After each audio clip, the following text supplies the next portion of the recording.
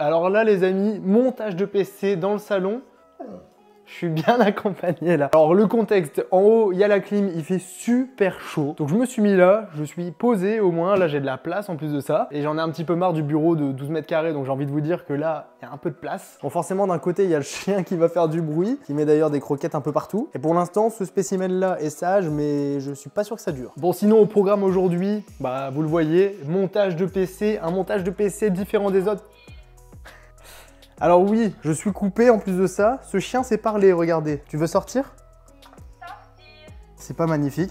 Il a son petit buzzer. Bon, au moins, je vais être un petit peu plus tranquille. Je disais montage de PC ITX aujourd'hui. Alors, le boîtier, ça va être celui-ci. C'est le nouveau 2000D de chez Corsair. Et je suis très curieux de voir un petit peu ce que ça va donner. Mais voici du coup pour le programme du jour. Et ce PC, c'est pour un abonné. Donc là, je vais aller chez un abonné et je vais l'offrir. Avec tout le setup. Enfin, vous connaissez la série J'offre un setup à un abonné. Donc, je sais pas encore si la vidéo sera sortie ou pas. Mais dans tous les cas, c'est sur la chaîne principale. Allez vous y abonner si c'est toujours pas le cas. Et d'ailleurs, pensez à vous abonner aussi à la chaîne secondaire en activant la cloche. Je compte sur vous. Pensez aussi au petit pouce bleu. Et les amis, maintenant que tout ça est dit, on passe tout de suite au montage de ce PC. Avant de commencer, quelques remerciements. Gros big up à Asus qui a fourni la carte mère en urgence. Aussi pour la carte graphique, donc une 4060 Ti. Je vais essayer de vous la tester avant de la donner à l'abonné, mais je suis pas sûr d'avoir le temps. Gros big up évidemment à Corsair, hein, sans qui la vidéo ne serait pas possible. Ils offrent tout le PC, sauf les deux composants ici, enfin les trois, plus le setup. Et aussi big up à Intel qui ont fourni le 13600 KF pour une autre vidéo. Mais je voulais le placer ici, parce que là je vais placer son petit frère, donc le 12600K. Donc là on la joue comment? On prend un produit, j'en parle rapidement, on le déballe et ensuite on enchaîne avec le montage tout de suite. Donc premier produit dont on a besoin, c'est la carte mère. On est sur une Rockstrix Z790-I, donc I pour ITX, hein, si je dis pas de bêtises. On est sur un modèle Wi-Fi en plus de ça, donc là c'est un très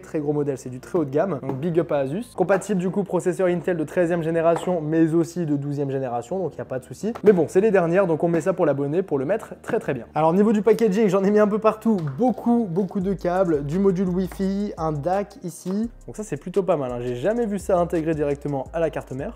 Ça c'est beaucoup trop stylé au niveau décoration goodies, je kiffe. Et bien sûr, la petite notice. Bon, j'ai gardé l'essentiel et regardez, je vous ai sorti la carte mère, c'est minuscule. Regardez une boîte de processeur à côté, regardez une barrette de RAM à côté. Non, c'est vraiment minuscule. Alors, il y a de la satisfaction ici quand même. Oh non, ça c'est pas satisfaisant. Voilà. On a aussi pouf. Et bam. Ça, c'est du bruitage de qualité, hein. Et voilà, ça, c'est vraiment impressionnant. Alors, particularité de la carte mère, c'est qu'on peut positionner plusieurs SSD l'un sur l'autre. Donc ça nous permet d'avoir une petite carte mère, mais de quand même pouvoir mettre plusieurs SSD différents. Donc voilà, c'est une mini ITX, mais très bien foutue avec tous les ports présents, du Wi-Fi. Enfin, il y a tout ce qu'il faut. Mais tout ça au format d'une main, au final. Sinon, pour le processeur, on va attaquer directement avec un 12600K. Alors, le processeur est juste ici, bien protégé. Excellent Proco, Core Efficient, Core Performance. Pour du gaming ou du streaming, c'est en soi un produit qui fait largement le travail. Et donc là, pour l'installer, hop, comme ceci, on le met dans le bon sens.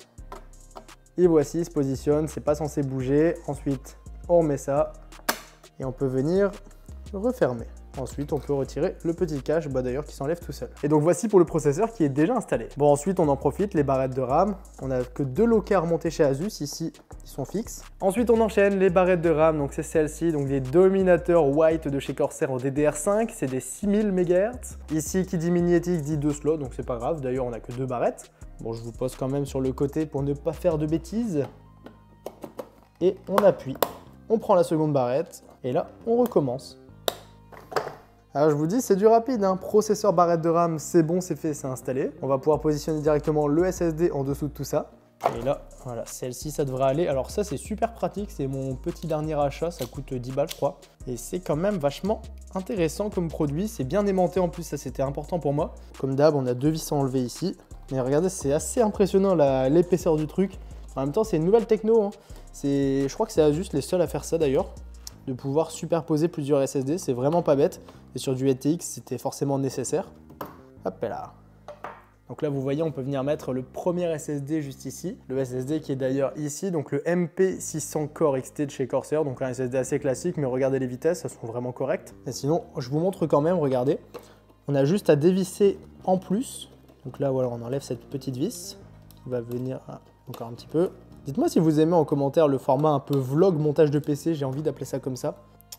Là-bas, alors là-bas on en a une autre à atteindre, je devrais peut-être enlever la barrette de RAM. Parce que je voulais quand même vous montrer, je trouve ça assez intéressant. Et voilà, j'ai enlevé la barrette et là on peut venir dévisser. Ça va nous permettre d'enlever tout ça là. Toujours pas. Voilà. Et voici. Donc là vous voyez il y a un SSD qui peut venir se glisser juste ici, comme ça. Et là regardez, magie, on peut mettre un autre SSD. Donc c'est vraiment pas mal, c'est assez ingénieux, j'aime beaucoup. Donc là je vais être sympa avec l'abonné quand même, hein. Je vais lui mettre au-dessus parce que bah, s'il veut le changer, s'il y a un souci ou j'en sais rien, ce sera plus facile d'accès. Donc là les amis, j'ai le SSD qui est juste là. On va bien sûr enlever la petite protection en plastique, hein. Pensez à l'enlever quand vous montez votre PC. Voilà, parce que pour la chaleur sinon ce sera pas top. Et là assez particulier parce que du coup c'est inversé et on l'insère tout simplement comme ceci. Et là il revient ici. Et ensuite, on va revenir pouvoir repositionner ce cache. Hop, le cache est remis, la barrette de RAM est remise. Donc là, ça y est, processeur RAM SSD, c'est installé. Bon les amis, j'ai pris le boîtier, j'ai enlevé un petit peu toutes ces parois là, comme ça on voit un petit peu ce qui se passe à l'intérieur. On va prendre notre carte mère et la positionner directement dedans, donc ça change un petit peu des builds traditionnels, j'ai envie de vous dire, parce que bah, les emplacements vont changer. Et du coup, je vais décider de vous montrer un petit peu comment ça se passe. Pour ceux qui veulent se monter un PC mini ETX, bah c'est pas toujours évident du coup. Donc, je vais essayer de vous montrer un petit peu ce que je fais. Après, je vous le dis, c'est pas non plus le tuto montage, mais par exemple pour placer la carte mère, hop, il faut enlever cette petite... ce petit cache, on prend bien sûr les deux vis, là on les met de côté, juste ici, voilà. Et la carte mère vient se positionner ici. Donc le boîtier, on va l'allonger, oui j'ai aussi enlevé les serre-câbles là-bas, tout ce qui va avec.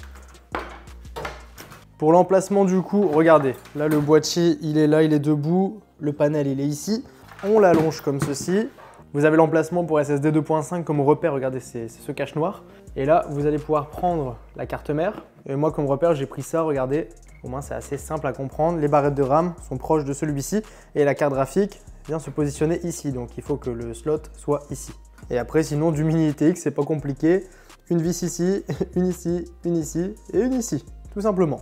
Donc, je mets les vis et je reviens vers vous. Et pour ceux qui se demandent, les vis sont ici. Elles étaient cachées dans la boîte tout au fond. Donc je mets 4 vis et je reviens sur vous. La carte mère est maintenant fixée. Pour ceux qui se demandent, ça c'est assez marrant, on enlève le cache en dessous du boîtier du coup. Et c'est que comme ça qu'on a accès à la carte mère et à tous les ports présents. Je vous le dis, ce PC c'est mi une console, mi un PC. Bon maintenant on va s'attaquer à toute cette partie là pour installer cette alimentation. Alimentation qui est celle-ci, une SF1000L. Donc ça c'est un format SFX. Alors là on a un format ITX et là SFX en gros c'est une petite alimentation pour résumer. C'est quand même une 1000 watts, certifié Gold de plus, full modulaire, donc c'est vraiment du bon matos surtout pour du SFX. Donc c'est de la dernière gêne et si vous prenez ce boîtier, je vous conseillerais vivement de prendre cette alimentation pour être sûr au niveau compatibilité parce que vraiment c'est tout petit. Donc je déballe tout ça et je vous montre un petit peu comment ça s'installe. Alors la lime est juste ici, c'est minuscule. C'est la première fois que je vous dis que je fais un build aussi petit et là vraiment c'est flagrant quand je la tiens en main. Peut-être pas en vidéo mais en main c'est assez impressionnant. Donc j'ai réuni tous les câbles qu'il me fallait, donc carte mère, de quoi alimenter le commander ou alors un SSD 2.5 éventuellement, le câble CPU et le câble pour la carte graphique. Ainsi j'ai trouvé comment vous montrer un petit peu à quel point c'est minuscule. Donc ça c'est sur une alimentation classique, généralement c'est comme ça au niveau de la taille et là c'est sur la SFX. Alors là, je vais brancher rapidement tous les câbles, hein. Il suffit de brancher côté alimentation, donc c'est les plus petits. Ici, on ne peut pas se tromper. Voilà, comme ceci. Donc là, vous appuyez bien partout, vous vérifiez que tout soit bien enfoncé comme il faut. Donc là, de mon côté, on est tout bon. Donc là, regardez, je vous situe un petit peu. Le bas du boîtier, c'est ça. Donc on monte tranquillement. Et là, on a une vis à enlever juste ici. Donc là, on vient simplement l'enlever, hein, vous connaissez.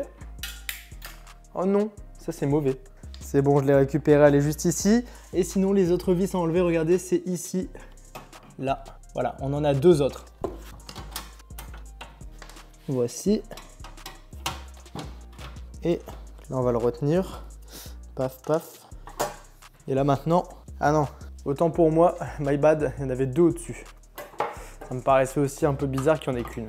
Voilà. Et voilà. Et donc, c'est là-dedans qu'on va venir positionner notre alimentation. Bon, j'ai un petit peu avancé au niveau de l'alimentation, je sais même plus où je vous ai laissé. Donc, la lime est placée comme ceci, ventilateur vers l'arrière, donc toujours le cache SSD ici, et le ventilo vers là-bas. Donc ça, voilà, ça ne change pas. Vous avez un câble directement ici d'alimentation qu'il faudra fixer. Le câble était dispo juste ici. Tous les câbles de la lime, voilà, ils ressortent comme ça, en fait. Ils sont en dessous et on les fait passer derrière.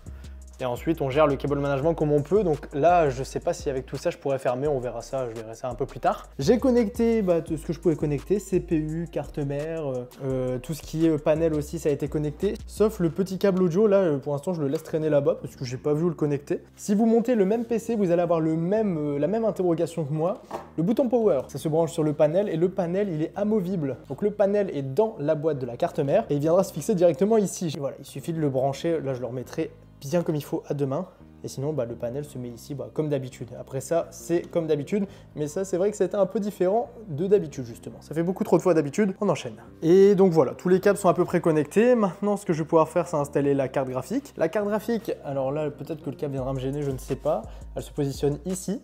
Et là, on est sur ce modèle-ci, donc une 4060 Ti, donc une toute nouvelle carte graphique. Modèle Asus TUF. Donc TUF, c'est de très bons modèles de carte graphique. Il y a ROG encore au-dessus, mais c'est assez cher. TUF, c'est un bon rapport qualité et performance-prix. Donc on va se faire un petit déballage.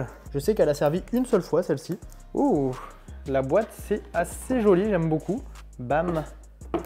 On se retrouve avec la carte juste ici. Toujours une petite languette qui est fournie avec, c'est un petit serre-câble en fait. En scratch. Donc voici la bête, j'espère vraiment qu'elle n'est pas trop épaisse, on va voir ça. Hop, elle est là, elle est toute belle. Voilà, TUF, c'est quali, on connaît. J'essaierai de vous faire des benchmarks un petit peu pour voir ce que ça donne. Et là, je suis en train de voir qu'elle se branche en PCIe. Donc je suis un peu deg, je vais devoir inverser un câble sur la lime, donc redémonter, etc., etc. Enfin bref, on enchaîne. Bon, le câble et tout, je m'en occupe juste après. Par contre, on va voir tout de suite quelque chose ensemble. Est-ce qu'elle passe? Parce que là, regardez un peu, ça me paraît assez serré. Ok, ça a l'air de passer. Ok, bon, il va falloir enlever les vis en dessous. Niveau airflow, du coup, il y a les ventilos qui sont ici. Et oui, ça passe à pas grand chose, mais c'est bon. J'ai eu peur, je ne veux pas vous mentir, j'ai eu peur. Et voici un petit peu ce que ça va donner.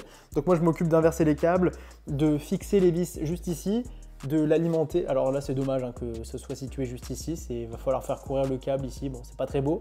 Mais voici du coup à quoi ça va ressembler. Donc on se retrouve juste après ça. Donc voici les amis, la carte graphique est bien installée. Donc là, on a presque terminé. On a l'alimentation, la carte graphique, le processeur, les RAM, le SSD, la carte mère. Maintenant, il nous manque un élément principal, le water cooling. Donc là, ça va venir se positionner comme ceci.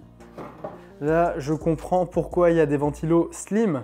Regardez, quand je vous dis slim, c'est vraiment slim. Comparé à des ventilateurs classiques, c'est vraiment fin. C'est à peu près 2 fois plus petit. Les ventilos slim, hop, on va venir les positionner ici. Ce qui est dommage, c'est que j'en ai 2 alors que j'aurais pu en mettre 3. Donc ça, c'est un peu dommage. Je vais essayer de les mettre...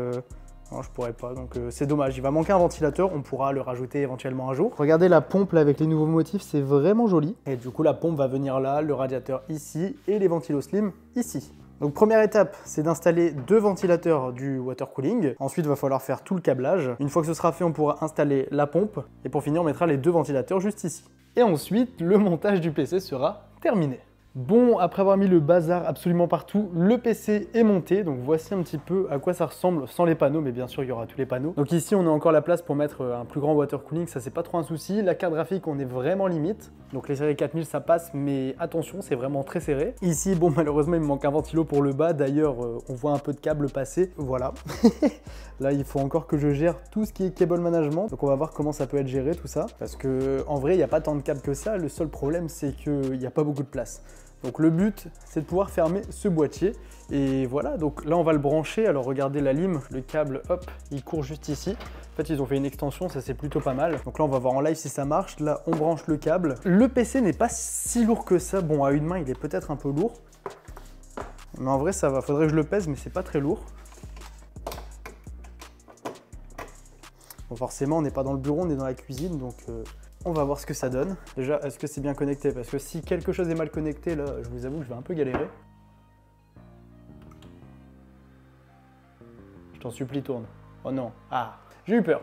J'ai eu peur, mais ça a l'air d'aller. Là-bas, ça tourne. Là, c'est RGB. Les rames, c'est RGB. J'ai failli me couper le doigt. Ok. Donc, ça a l'air d'aller. La carte graphique est allumée. Donc je le connecterai bien sûr à un écran, un clavier, une souris. Enfin, je vais le paramétrer, je vais installer Windows parce que le PC je dois l'offrir dans pas très longtemps. Ah là ça vient de s'arrêter de ventiler, ça fait du bien.